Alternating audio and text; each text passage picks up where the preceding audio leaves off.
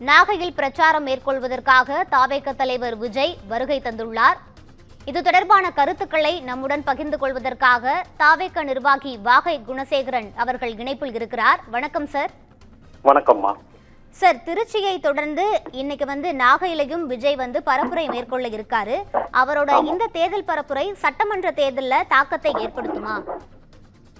நிச்சயமா தாக்கத்தை ஏற்படுத்துமா. எதுக்குன்னா, எங்க தலைவர் வாகை சூடும் வரலாறு திரும்புகிறது, உங்க விஜய் நான் வர்றேன் அப்படிங்கிற ஒரு தலைப்புல கடந்த கால வரலாறு அவர் இந்த தமிழகத்துல ஒரு அரசியல் மாற்றம் தேவைப்படுது.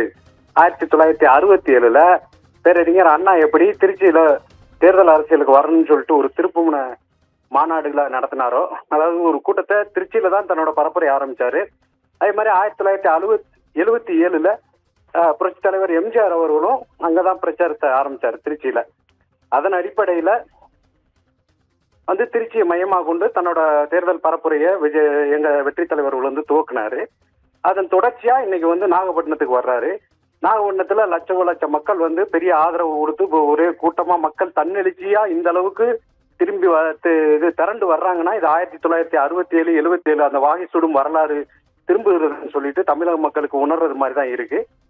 நிச்சயம் தமிழக சட்டமன்ற தேர்தலில் இந்த எங்க வெற்றி தலைவர் வெற்றி வாகை சூடி அந்த வாகை சூடும் வரலாறை திரும்ப வர வைத்து செயின்ட் கோட்டையில 2026 முதல்வராக அரியணையில் அமர்றது எந்த மாற்றமும் கிடையாது.